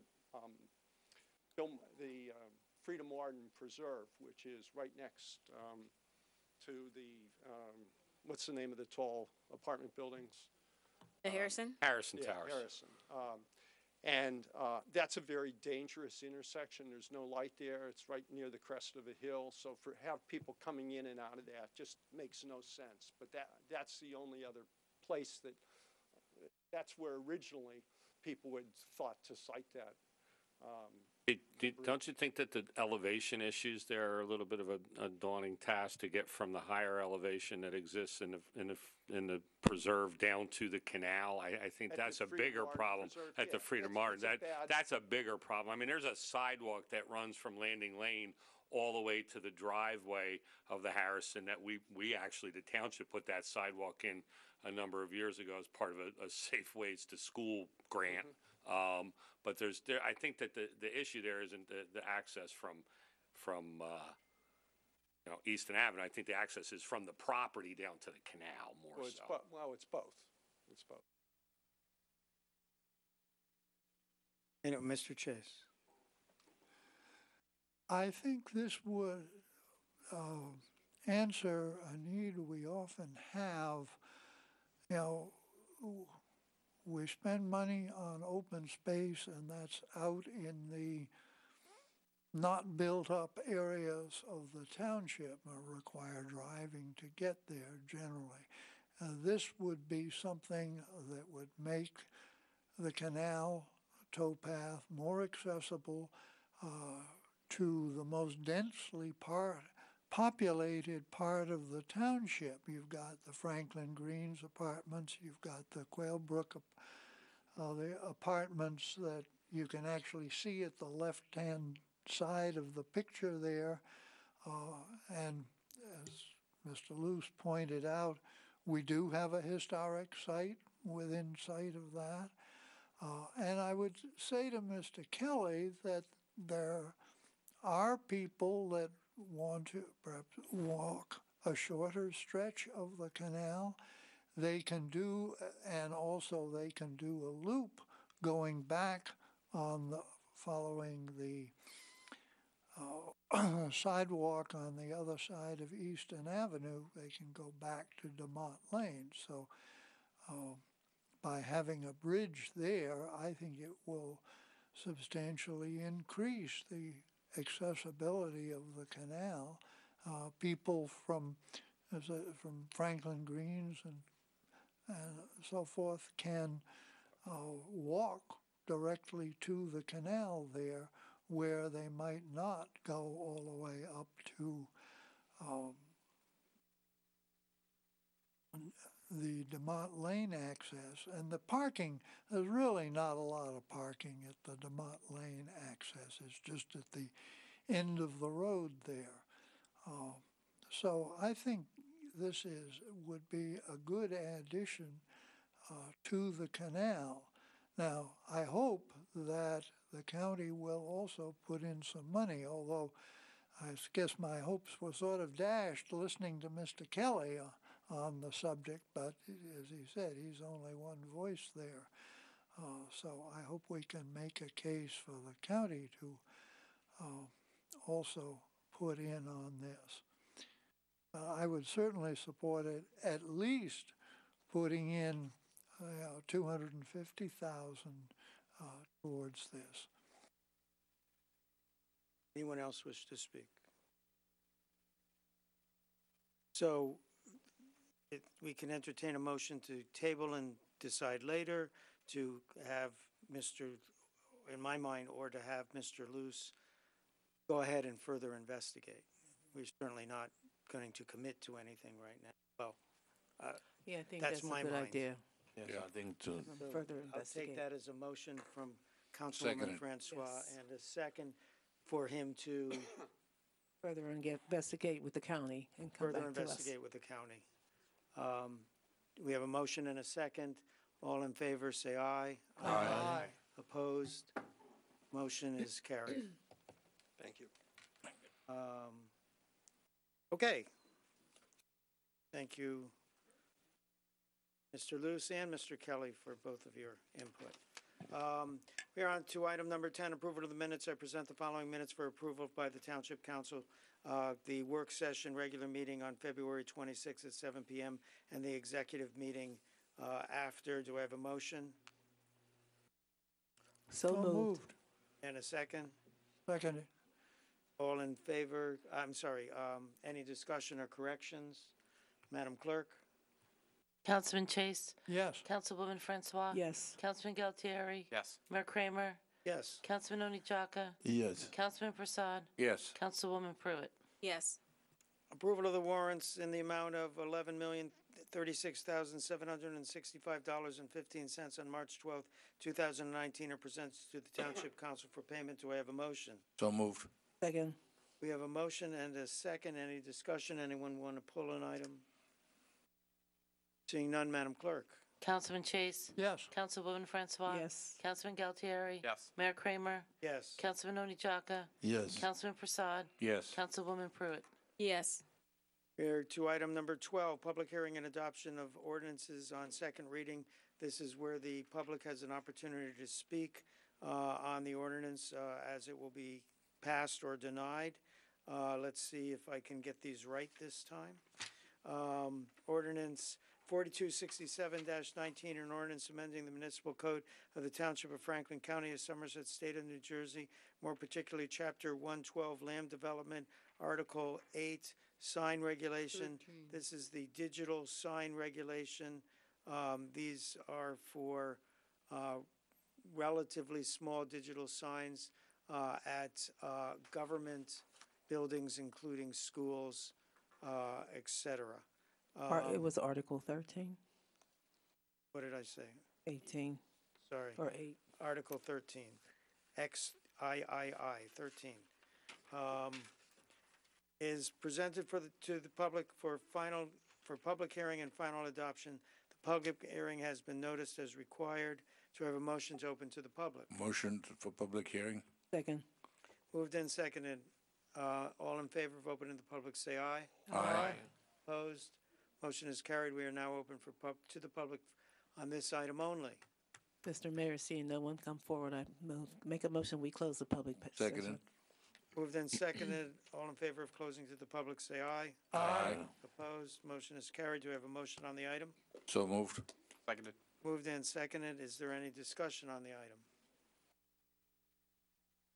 Madam Clerk? Councilman Chase? Yes. Councilwoman Francois? Yes. Councilman Galtieri? Yes. Mayor Kramer? Yes. Councilman Oni Jaka? Yes. Councilman Prasad? Yes. Councilwoman Pruitt? Yes. And so it is law.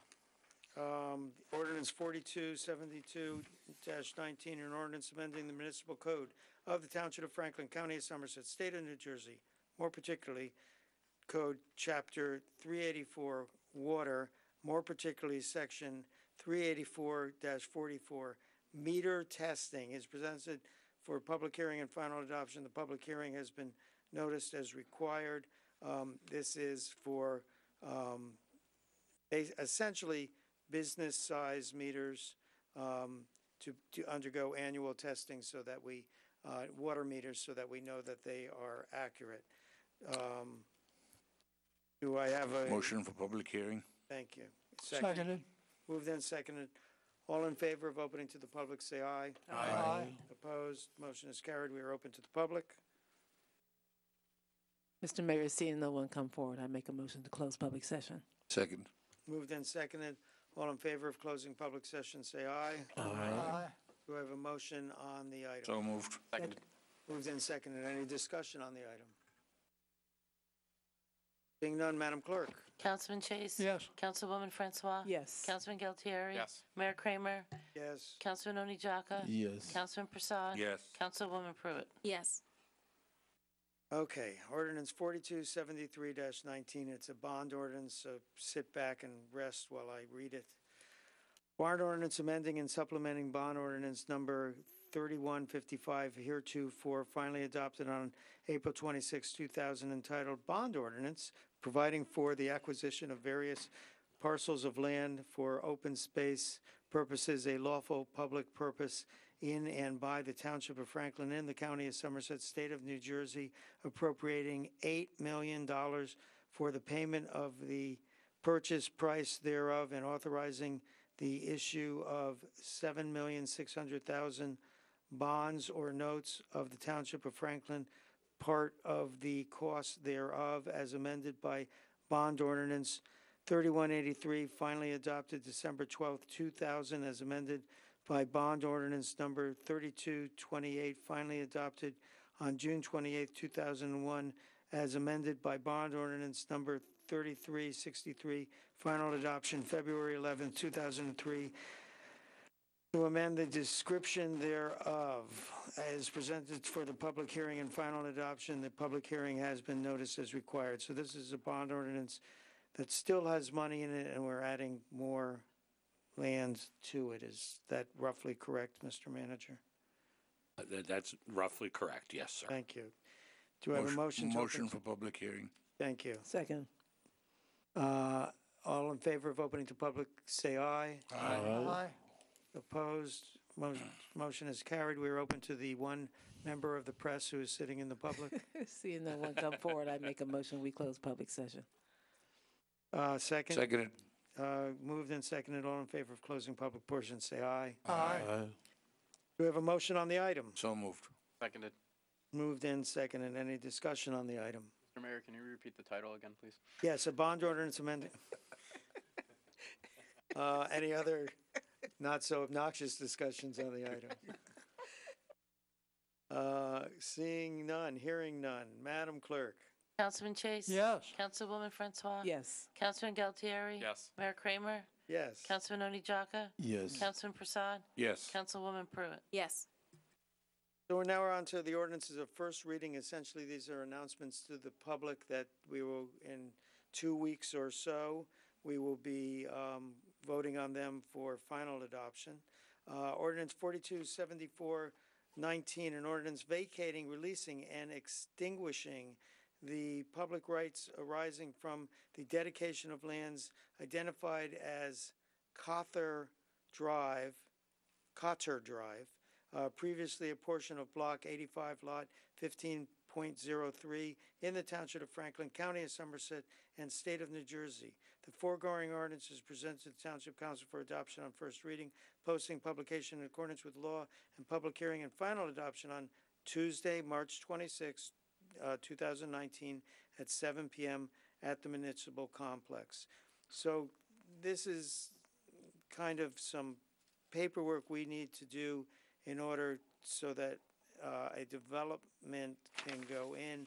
This development, however, is for an incredible housing project that's dedicated to Alzheimer's patients, families, so that they can live in dignity and their families can visit them. Do we have Motion for introduction. and a second? Second. Moved and seconded. Any other discussion on this? Sorry, Mr. Mayor, can we Yes. just clarify where on Bennett's this is, or give a little better understanding? This would be on the south side of Bennett's Lane between Dahmer Road and the bend that then bends towards Clyde Road, about halfway between those 2 points on Bennett's Lane. It's what is essentially a paper street at this point. Thank you. Any other discussion? Yeah, it's a paper street for a 3-lot development that never got developed, and now there's a more interesting proposal. And this is just before there's a dip in Bennett's Lane and where it goes over Middlebush Brook. This property doesn't include the brook, but it's close to it. The state owns the property right along the brook. Any other discussion? Madam Clerk? Councilman Chase? Yes. Councilwoman Francois? Yes. Councilman Galtieri? Yes. Mayor Kramer? Yes. Councilman Oni Jaka? Yes. Councilman Prasad? Yes. Councilwoman Pruitt? Yes.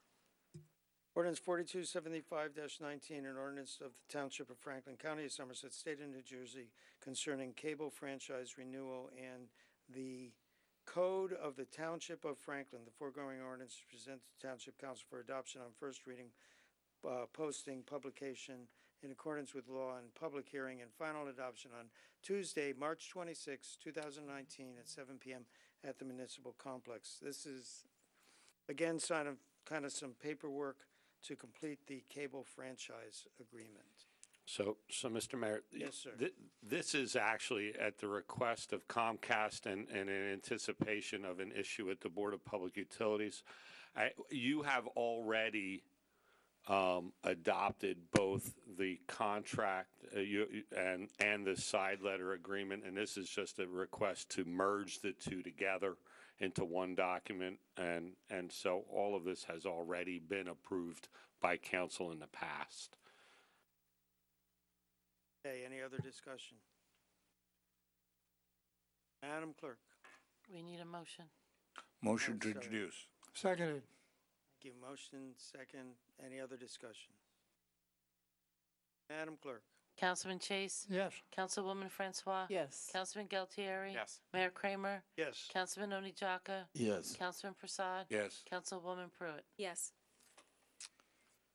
Next ordinance is the repeal of Prohibition 4276-19, an ordinance to amend the Municipal Code Book, Chapter 115, Dogs and Other Animals of the Township of Franklin, County of Somerset, State of New Jersey, with the repeal of cat licensing requirements. The foregoing ordinance is presented to Township Council for adoption on first reading, posting, publication in accordance with law, and public hearing and final adoption on Tuesday, March 26, 2019 at 7 p.m. at the Municipal Complex, March 26, 2019. Do we have a motion? So moved. And a second. So this ordinance, so I am a politician who will readily admit my mistakes. Probably 3 or 4 months after I got on council, I was overly zealous, and the Advisory Board of Health was talking about how cats are a vector, a transmitter of rabies. They are actually a major transmitter of rabies, and it made good logical medical sense to require cats to be licensed, just as it would make good logical medical sense to outlaw cigarettes. But in practicality, that would never work, and in practicality, this has not worked. We buy, because you have to buy at least 100 licenses, we buy 100 licenses and we sell like 30 or something. Correct. And so its effect never took effect. It's a burden on those few people who do it, who follow the law, and to no real health benefit effect, and it's a burden to our clerk's office. So the Board of Health, Advisory Board of Health has recommended this, and it is now before us. Any other discussion on the item? Mr. Chase. I'd just add that the best thing you can do is keep your cat inside. For one thing, then it won't get bitten by a rabid raccoon, but for another, then it won't be preying on birds outside. The American Bird Conservancy estimates that cats kill millions and millions of our feathered friends every year. So I just ask people, keep your cat inside, and you will meet the objectives of this ordinance, of the original ordinance, without having to buy a license. Any other discussion? I just have to say, when we did that, I thought it was not a good idea. Okay. I'd like you to look up whether she voted yes or no for that. Any other discussion? You're right, it was not a good idea. I agree. Any other? I told you so. I just got, I told me so. Yes, you Not did. like herding cats. Yes. Any other discussion that does not embarrass the mayor? Hearing none, Madam Clerk. Councilman Chase? Yes. Councilwoman Francois? Yes. Councilman Galtieri? Yes. Mayor Kramer? Yes. Councilman Oni Jaka? Yes. Councilman Prasad? Yes. Councilwoman Pruitt? Yes. The township attorney has suggested that we pass an ordinance to license council people. Or not to. Or not to. Just scratch out cat. We are now on to ordinance 4277-19, an ordinance canceling balances of certain bond and capital ordinances of the Township of Franklin, County of Somerset, State of New Jersey, in the amount of $1,471,696.05 of the General Capital Fund and $8,591.18 of the water utility. The foregoing ordinance is presented to the Township Council for adoption on first reading, posting, publication in accordance with law, and public hearing and final adoption on Tuesday, March 26, 2019 at 7 p.m. at the Municipal Complex. So moved. Seconded. Moved and seconded. Mr. Manager, do you want to? Well, so this is a matter of housekeeping on the part of the Finance Department. Obviously, whenever we have bond ordinances and capital, or well, more importantly, capital ordinances to do projects, oftentimes we don't spend as much money as we anticipate it might cost, and then the Finance Department periodically will do this, which is an ordinance to cancel all of the remaining balances on those capital ordinances that have gone unexpended, and the project is complete. Any other comments? Madam Clerk? Councilman Chase? Yes. Councilwoman Francois? Yes. Councilman Galtieri? Yes. Mayor Kramer? Yes. Councilman Oni Jaka? Yes. Councilman Prasad? Yes. Councilwoman Pruitt? Yes. Read on to the consent agenda. Items A through T is listed on the consent agenda portion of this meeting are presented to the Township Council for adoption. Motion to adopt. Seconded. Moved and seconded. Any discussion? Anyone like to pull an item?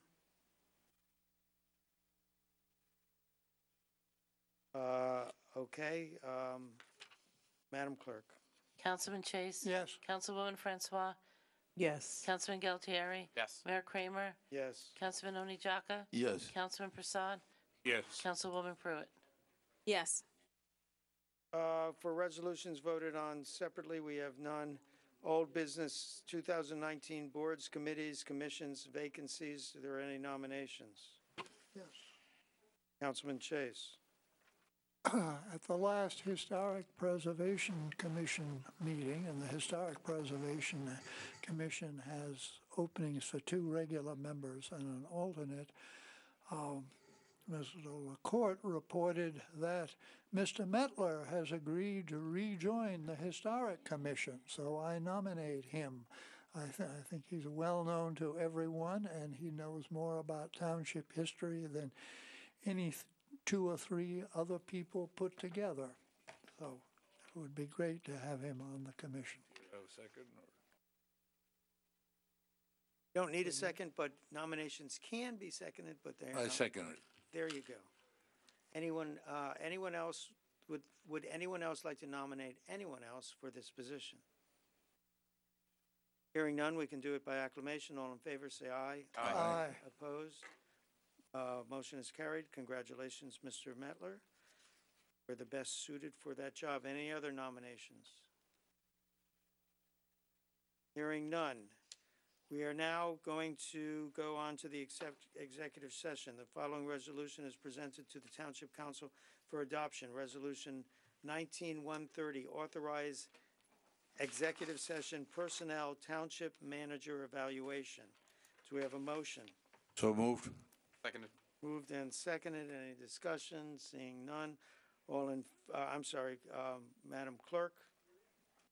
Councilman Chase? Yes. Councilwoman Francois? Yes. Councilman Galtieri? Yes. Mayor Kramer? Yes. Councilman Oni Jaka? Yes. Councilman Prasad? Yes. Councilwoman Pruitt? Yes. At this time, the Township Council will adjourn to an executive session. And the executive session is, as I mentioned, after the executive session, we're going to come out. There's going to be no other township business, so the taping's going to stop now. That will essentially, for the taping purposes, conclude this meeting. Be well, Franklin.